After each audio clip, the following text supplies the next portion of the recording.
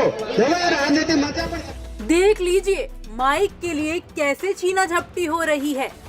अब विधानसभा चुनाव में काफी कम समय बचा है। ऐसे में राजनीतिक पार्टियां सत्ता के लिए ऐसे ही छीना झपटी करेंगी जैसे ये मोहतरमा अपनी पार्टी की उपलब्धियां गिनाने के लिए माइक छीन रही है। आखिर ये पूरा मामला क्या है, चलिए हम आपको बताते हैं। 2023 के विधानसभा चुनाव में राजस्थान में कांग्रेस और बीजेपी के नेता लगातार जनता के बीच जा रहे हैं। दौसा में भी कुछ ऐसा ही नजारा देखने को मिला जब दौसा की ग्राम पंचायत वापी के पंचायत भवन के उद्घाटन कार्यक्रम में कांग्रेस और बीजेपी के नेता योजनाओं को लेकर आमने सामने हो गए। सबसे पहले कांग्रेस के प्रवक्ता ने जनता के सामने बोलना शुरू किया।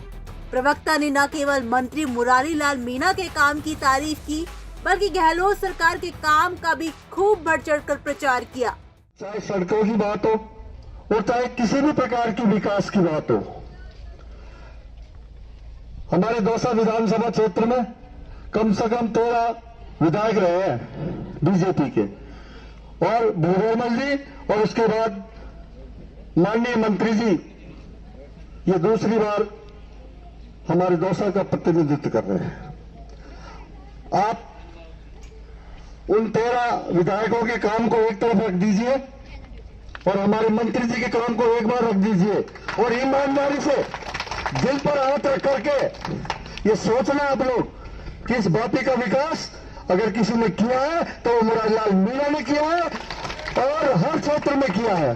तो मुख्यमंत्री जी ने कहा था कि तुम मानते मानते थक जाओगे, मैं देते देते नहीं थकूंगा, और माननीय मुख्यमंत्री जी ने वही किया और हमारे मंत्री जी ने भी वही किया। प्रवक्ता के बोलने के बाद जब बीजेपी की जिला परिषद सदस्य नीलम गुर्जर को मौका नहीं मिला तो उन्होंने संचालक से माइक ही छीन लिया।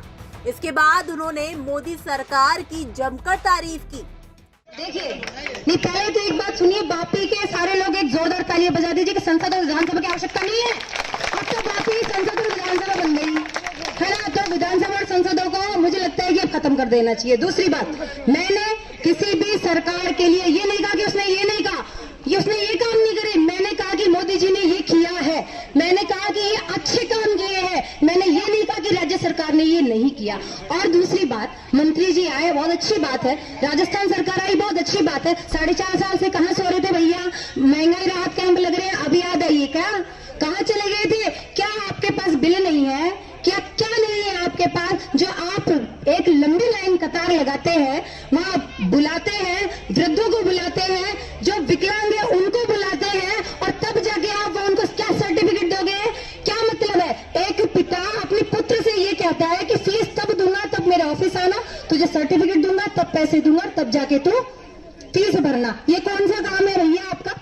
इसके बाद जैसे ही नीलम गुर्जर का भाषण खत्म हुआ तो मंत्री मुरारी लाल मीणा ने स्थिति को संभालते हुए बोलना शुरू किया। मंत्री जी ने कहा कि ऐसा नहीं करना चाहिए, हर व्यक्ति अपने अपने हिसाब से काम करता है।